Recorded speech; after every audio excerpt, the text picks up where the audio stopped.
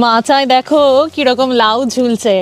তো ওই লাউটা বেশ বড় হয়ে গেছে, কাটার জন্য রেডি। তো আজকে এটা কেটে খাওয়া হবে। মস্ত এক বিশাল লাউ।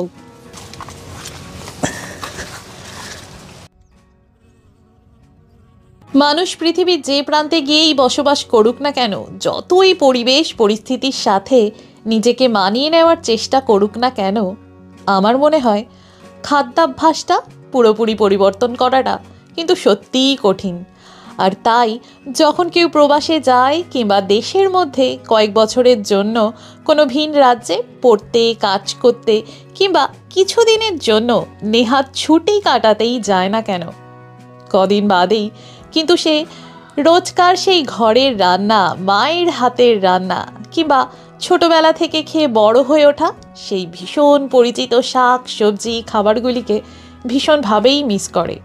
আর তাই যখন মানুষ, বিশেষ করে বাঙালিরা বিদেশে যায়, তখন তারা খোঁজ খবর নেয় সেই পরিচিত ফল শাক সবজি খাবারের দোকান কোথায় আছে, কোথায় সেগুলি পাওয়া যাবে। কথায় আছে টাকা দিলেই নাকি এই দুনিয়াতে সব কিছু পাওয়া যায়, যায় হয়তো, কিন্তু বহু চেনা পরিচিত তর তাজা টাটকা সে সমস্ত শাক সবজি হয়তো টাকা দিলেও সব জায়গাতে সব দেশে পাওয়া যায় না।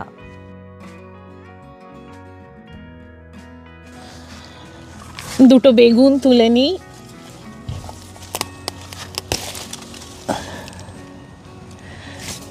এটাও তুলে ফেলি।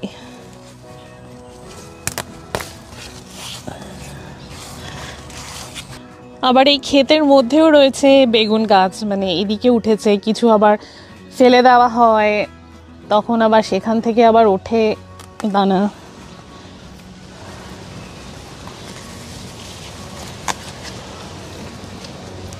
খুবই ছোট ছোট বেগুন এগুলি, কিন্তু খেতে ভীষণই মজা।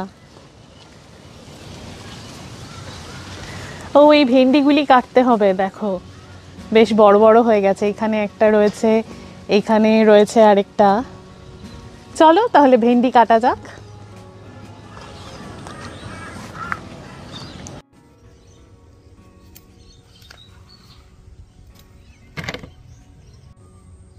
নিজের বাড়ির বাগান থেকে দেখে শুনে বাছাই করে পছন্দ মতো ভেন্ডি নিজে হাতে কাটার একটা আলাদাই সুখ। প্রচুর ভেন্ডি হয়েছে।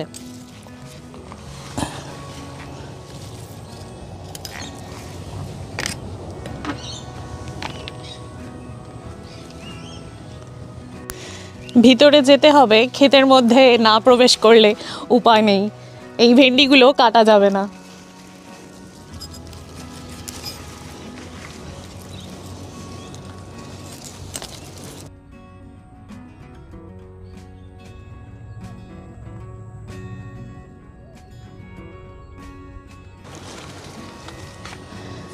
আর তো চোখে পড়ছে না, যদি চোখে না পড়ে যেগুলো ফাঁকি দেয় তো সেগুলি বুড়ো হয়ে যায়।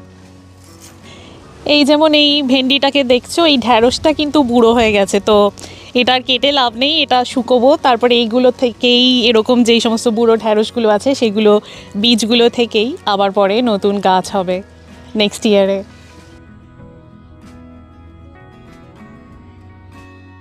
একসময় নিউজিল্যান্ডে থাকাকালীন ঢ্যাঁড়স, লাউ, পুঁই শাক, কচু শাক এগুলি খুব মিস করতাম। মাঝে মাঝে ইন্ডিয়ান গ্রসারি স্টোরে ফ্রোজেন ঢ্যাঁড়স, ফ্রোজেন সজনে পাওয়া যেত, তবে পুঁই শাক, কচু শাক, লাউ এসব একদমই পাওয়া যেত না। আসলে ওখানকার অত্যন্ত ঠান্ডা আবহাওয়ার জন্য এসব সবজি ফলানো একেবারেই অসম্ভব ছিল। তাই যখন অস্ট্রেলিয়াতে নিজেদের বাড়ি কিনলাম, তখন থেকেই ব্যাকইয়ার্ডে সবজি বাগান করে পছন্দের দেশীয় সবজিগুলি আগে লাগালাম। আর সেই তখন থেকেই প্রতি বছর অস্ট্রেলিয়াতে আমাদের সবজি বাগানে দেশীয় সবজিতে আমাদের বাগান সেজে ওঠে। চলো গিয়ে এবার কয়েকটা পুঁই শাক কেটে আনি। ক্ষেতের মধ্যেই ঢুকে পড়েছি, তাহলে কাটতে সুবিধা। দেখো পুঁই শাকের ডগাগুলি কি সুন্দর, এত তরতাজা, দেখলে পরেই মানে মনটা খুশি হয়ে যায়। তো কেটে ফেলি কয়েকটা ডগা রান্নার জন্য।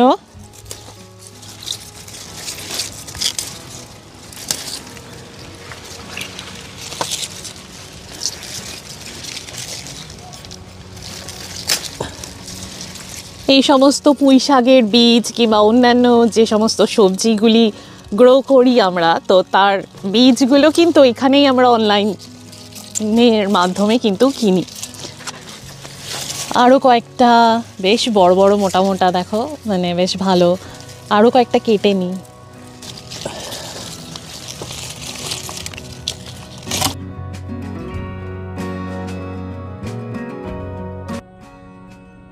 এখানে লঙ্কা শুকোতে দিয়েছি।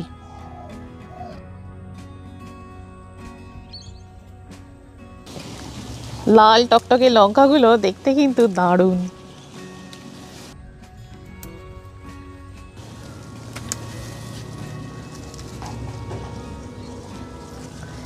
নিজেদের এরকম সবজি বাগান থাকলে এই এক সুবিধা, যখন যা প্রয়োজন তুলে নাও, নিয়ে রান্না করো, আর বাজারে ছুটতে হবে না, মনেও রাখতে হবে না যে কি কি আনতে হবে বাজার থেকে। দেখো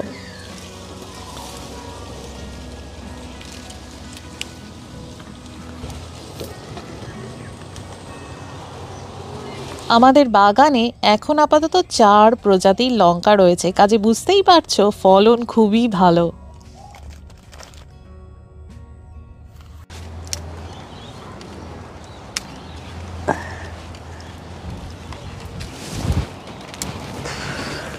ও এটা দেখেছো কি বিশাল মোটা, এটা বুড়ো হয়ে গেছে, আর খাওয়া যাবে না, শক্ত। প্রচুর হয়েছে সজনে, তাও লাস্ট ইয়ারে একটা গাছ কেটে পুরো বাদ দিয়ে দিয়েছিলাম, এখন আপাতত একটা গাছেই রয়েছে, তো তার মধ্যেই হয়েছে প্রচুর সজনে। সর্ষে দিয়ে আলু দিয়ে সজনে কিংবা শুক্তোতে সজনে, এমনকি মাছের ঝোল কিংবা ডালের মধ্যে সজনে কিন্তু দারুণ লাগে। আর সাম্বারে তো বলে লাভ নেই, দারুণই লাগে সজনে।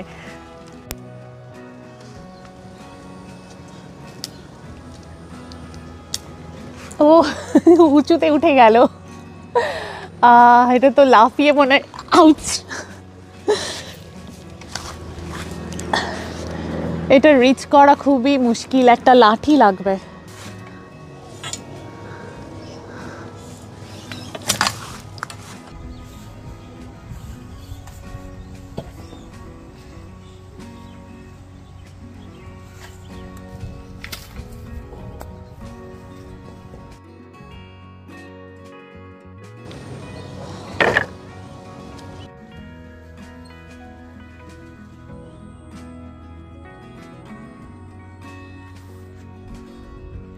অস্ট্রেলিয়াতে বেশিরভাগ বাড়িতে, বিশেষ করে যেগুলিকে সাধারণত এখানে ইন্ডিপেন্ডেন্ট হাউস বলা হয়, সেখানে প্রতিটা বাড়িতেই এরকম জায়গা থাকে যেখানে মানুষজন ফুল ফল সবজির বাগান করে।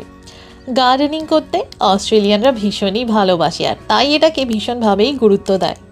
তাই তো এখানকার স্কুলে খুব ছোট্টবেলা থেকে, মানে যখন বাচ্চারা ডে কেয়ার কিংবা কিন্ডার গার্ডেনে যেতে শুরু করে তখন থেকেই ওদের শেখানো হয় কিভাবে গাছ লাগাতে হয়, বীজ থেকে চারা গাছ কিভাবে হয়, বাগানের যত্ন কিভাবে নিতে হয়, এবং এখানকার প্রতিটা স্কুলেই ফুল ফল সবজির বাগান, কম্পোস্ট বিন, ওয়ার্ম ফার্ম থাকে। কি ভালো ব্যাপার, তাই না? আমার পিছনে এই যে জঙ্গল মতো দেখছো, এগুলো কিন্তু জঙ্গল নয়, এগুলো সব হলো লেমন গ্রাস।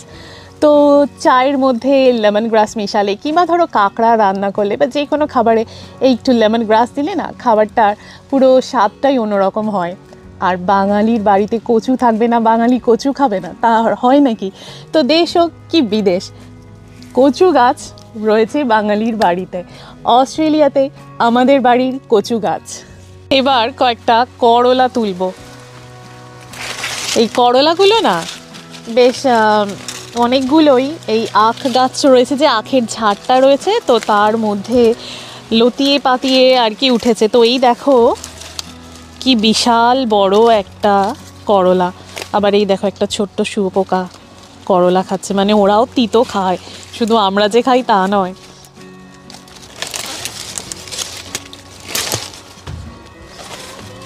দেখো কি বিশাল। এই করলাগুলো না অনেক সময় আখের ঝাড়ের মধ্যে লুকিয়ে থাকে, তো সেগুলোকে খুঁজে বার করতে হবে। তো চলো দেখি আর আছে কি না। এই দেখো এখানে রয়েছে দুখানা, তবে এইগুলো তুলে ফেলতে হবে, না হলে আবার পেকে যাবে।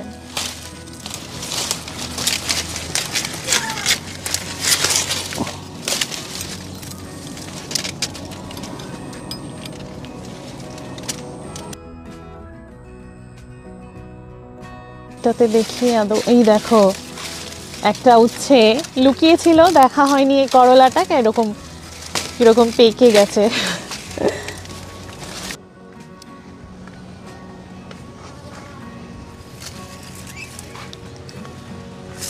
এইখানে আরেকটা পেকে গেছিল, এই আরেকটা ছোট্ট আরেকটা হচ্ছে এখানে।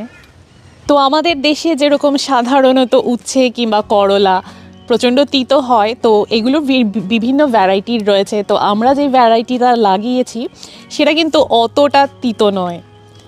তো যাই হোক, দেখি আর আছে কি নাই। দেখো নিচেই আরেকটা রয়েছে, এটাও কেটে নিতে হবে।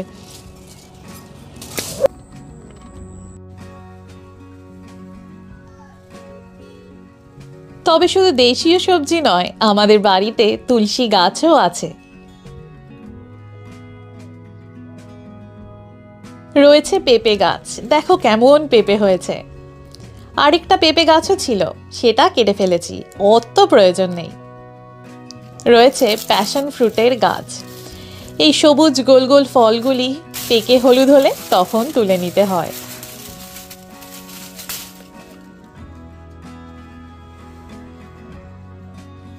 রয়েছে কারি পাতা গাছ, যার গন্ধেই মনটা একেবারে ফুরফুরে হয়ে যায়, ঠিক সেই ধনেপাতার মতো। ধনেপাতা আবার লাগাবো শীতকালে, এখন এগুলি সবই গরমের সবজি। এমনকি আছে রোজেলা, যার ফলগুলি দিয়ে চা, চাটনি, জ্যাম খুবই ভালো হয়। এই বড় নীল টাবে রয়েছে হলুদ আর আদা গাছ, তবে বাগানেও প্রচুর এই হলুদ আদা গাছ রয়েছে।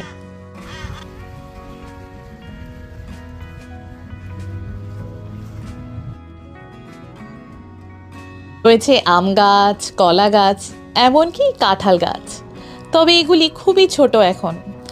আম, অ্যাভোকাডো গাছে ফল হতে ধরো আরও কমপক্ষে 2 বছর মতন সময় লাগবে।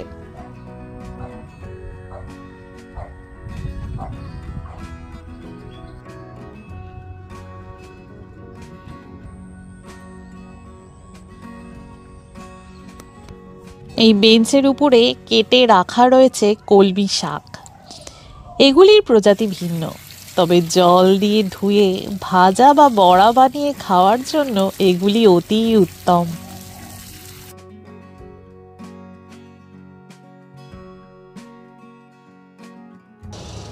আর এই হলো আমাদের কম্পোস্ট বিন, মানে যার মধ্যে এই সমস্ত খাবারের যে অবশিষ্টাংশগুলো থাকে, তারপরে শাক সবজিগুলো ছাড়ানোর পরে ফল সবজির যে খোলাগুলো থাকে, তো সেগুলি আমরা এর মধ্যে ফেলি, এর মধ্যে জমাই, তারপরে এগুলোই আবার সার হয়ে যায়। সেগুলোই সাধারণত আমরা আমাদের এই বাগানে ইউজ করি। এছাড়া রয়েছে ফিশ গাছ, সেগুলোও ইউজ করি। এই দেখো আজকে কি কি সবজি তুললাম আমাদের নিজেদের বাগান থেকে।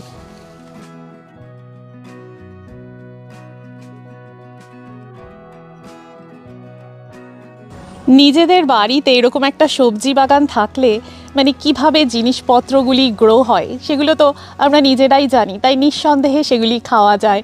এবং এত সুন্দর সবজি, তরতাজা সবজি যখন ইচ্ছে তখনই নিজে হাতে তুলে নেওয়া যায়, তো সেটার আনন্দই আলাদা। আর এগুলি খাওয়া স্বাস্থ্য, শরীর, মন সব কিছুর পক্ষেই ভীষণই ভালো, এবং এতে টাকা পয়সারও অনেকটাই সাশ্রয় হয়। তো যাই হোক, তোমাদের বাড়িতে কাদের এরকম সবজি বাগান না থাকলেও ফুলের কিংবা ফলের বাগান আছে, কমেন্ট সেকশানে সেটা জানিও। আর আজকে এই ব্লগটা কীরকম লাগলো, কেমন দেখলে অস্ট্রেলিয়াতে আমাদের নিজেদের সবজি বাগান, সেটা জানাতেও ভুলো না। আজকে এখানেই শেষ করছি আমি, ডক্টর তৃষা। খুব শিগগিরই দেখা হচ্ছে অস্ট্রেলিয়ার উপরে নতুন আরেকটা ব্লগে। সবাই খুব ভালো থেকো, টাটা।